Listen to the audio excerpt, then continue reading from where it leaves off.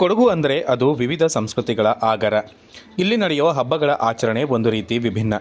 ಬೇರೆ ಕಡೆಗಳಲ್ಲಿ ಹಬ್ಬ ಅಂದರೆ ಪೂಜೆ ಮಾಡೋದು, ಹೊಸ ಬಟ್ಟೆ ತೊಟ್ಟು ದೇವಸ್ಥಾನಗಳಿಗೆ ತೆರಳಿ ಪೂಜೆ ಮಾಡೋದು ವಾಡಿಕೆ. ಆದರೆ ಕಾಫಿ ನಾಡಿನಲ್ಲಿ ನಡೆಯೋ ಹಬ್ಬಗಳೇ ಡಿಫರೆಂಟ್. ಚಿತ್ರ ವಿಚಿತ್ರ ವೇಷ ತೊಡೋದು, ದೇವರಿಗೆ ಮನಸ್ಸೋ ಇಚ್ಛೆ ಬೈಯೋದು, ಜನರಿಂದ ಹಣ ಬೇಡುವುದು ಇದರ ವೈಶಿಷ್ಟ್ಯ. ಅರೆ, ಈ ರೀತಿಯೂ ಹಬ್ಬ ಮಾಡ್ತಾರಾ? ಹೇಗಿರುತ್ತೆ ಕೊಡಗಿನ ಕಾಡು ಮಕ್ಕಳ ಹಬ್ಬ ಅಂತೀರಾ? ಇಲ್ಲಿದೆ ನೋಡಿ ಅದರ ಒಂದು ಸಣ್ಣ ಝಲಕ್.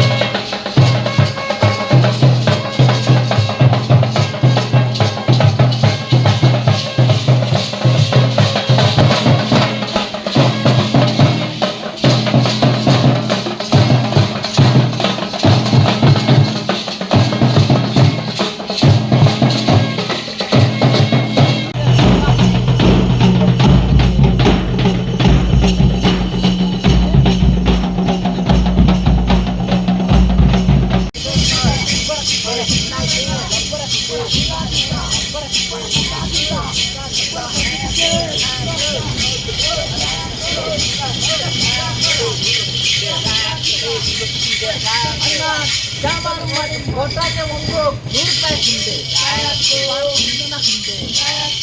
ಚಂದನ ಹಿಂದೆ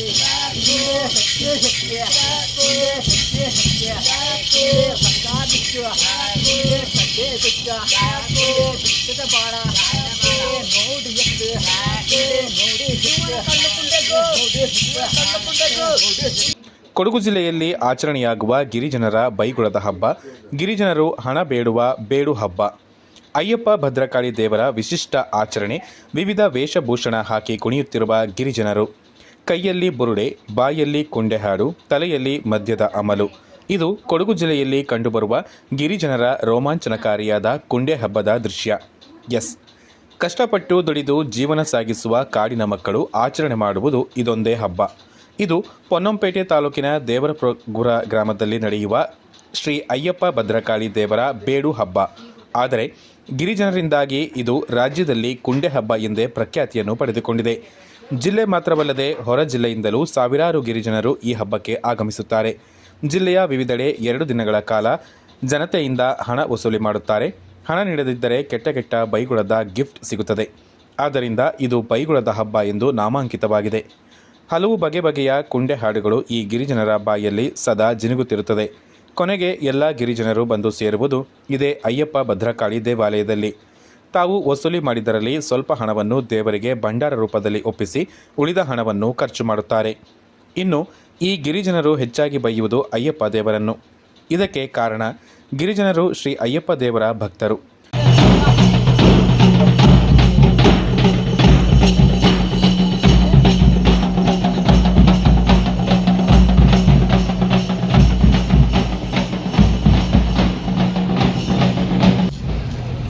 ಅಂತೇಳಿ ನಾವು ಈ ಕಾರ್ಯಕ್ರಮ ಅಂತ ಹೇಳಿದ್ರೆ ನಾ ಎಲ್ಲ ಕಡೆ ಈ ವರ್ಷ ಹಬ್ಬ ಎಲ್ಲ ಟೈಪ್ ಎಲ್ಲ ಅಂಗಡಿ ಬರ್ತೀವಿ ಸರ್.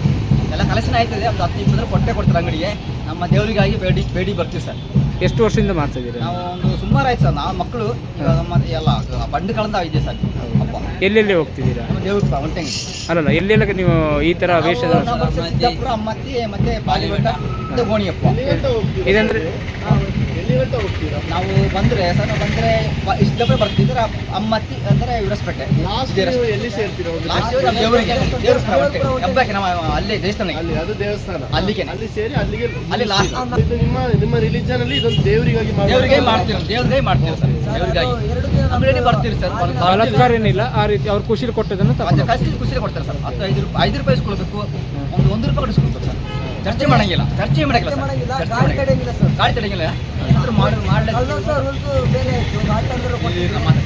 ಸರ್ ನಮ್ಮದು ಜೈಲು ಕುರುಬರು ನಾವು ವರ್ಷ ಹೋಗೋದು ಸರ್. ನಮ್ಮ ಇದರಲ್ಲಿ ಗ್ರೂಪಲ್ಲಿ ನಾವು ಎಲ್ಲ ಬರ್ತೀವಿ ಸರ್. ನಮ್ಮ ಕಡೆ ಎಲ್ಲ ಸಹ ಬರ್ತಾರೆ ಸರ್. ಇದನ್ನು ಮಾಡೇ ಅಂದರೆ ಈ ಜನಾಂಗದವರು ಈ ದೇವಿಗೋಸ್ಕರ, ಅಯ್ಯಪ್ಪನಿಗೋಸ್ಕರ ಸರ್. ಅದೇ ಸರ್. ಆ ಹಬ್ಬದ ವಿಶೇಷತೆ ಬಗ್ಗೆ ಒಂಚೂರು ಹೇಳ್ಬೋದು. ಹಬ್ಬದ ವಿಶೇಷ ನಮ್ಮ ಭದ್ರಗಡ ತಾಯಿ ಇದೆ, ಮತ್ತೆ ಬೇಟೆ ಹಬ್ಬ ಇದೆ, ಶಿವ ಇದೆ ಸರ್. ಈಗ ಮೇನ್ ದೇವರ ಹೆಸರೇನಲ್ಲಿ ಭದ್ರಕಾಳಿ ಭದ್ರಕಾಳಿಯ ದೇವಿಗೋಸ್ಕರ ತಾಯಿ ಮಾಡಿ ಸರ್, ತಾಯಿ ಸರ್. ನಾವು ಅದಕ್ಕೆ ಹೋಯ್ತೇವೆ ಸರ್.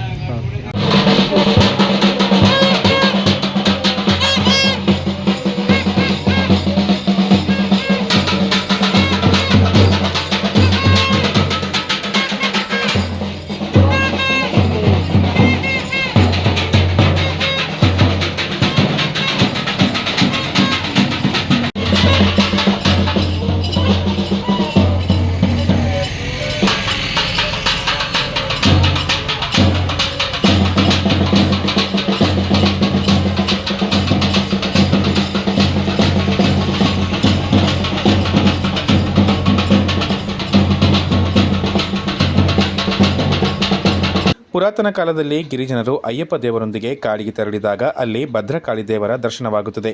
ಈ ಸಂದರ್ಭ ಅಯ್ಯಪ್ಪ ದೇವರು ಗಿರಿಜನರನ್ನು ಕಾಡಿನಲ್ಲಿ ಬಿಟ್ಟು ಭದ್ರಕಾಳಿ ದೇವರೊಂದಿಗೆ ಹೊರಟು ಹೋಗುತ್ತಾನೆ. ಈ ಸಂದರ್ಭ ಗಿರಿಜನರು ಅಯ್ಯಪ್ಪ ದೇವರನ್ನು ನಿಂದಿಸಲು ಪ್ರಾರಂಭ ಮಾಡಿದರು ಎಂಬುದು ಇತಿಹಾಸ. ಇನ್ನು ಈ ಉತ್ಸವವನ್ನು ಗ್ರಾಮಸ್ಥರು ಶ್ರದ್ಧಾಭಕ್ತಿಯಿಂದ ಆಚರಣೆ ಮಾಡುತ್ತಾರೆ. ಒಂದು ಕಡೆ ಗಿರಿಜನರಿಗೆ ಬೈಗುಳದ ಹಬ್ಬವಾದರೆ ಗ್ರಾಮಸ್ಥರು ಭಕ್ತಿಯಿಂದ ಆಚರಣೆ ಮಾಡುವ ಬೇಡು ಹಬ್ಬ. ರಾಘವೇಂದ್ರ ವೇಷಧಾರಿ ಒಟ್ಟಿನಲ್ಲಿ ಸುಮಾರು 800 ಕಾಲದ ಇತಿಹಾಸವಿರುವ ಈ ಹಬ್ಬ ಆಚರಣೆಯನ್ನು ಇಂದಿಗೂ ಉಳಿಸಿಕೊಂಡು ಬಂದಿರುವುದು ವಿಶೇಷ.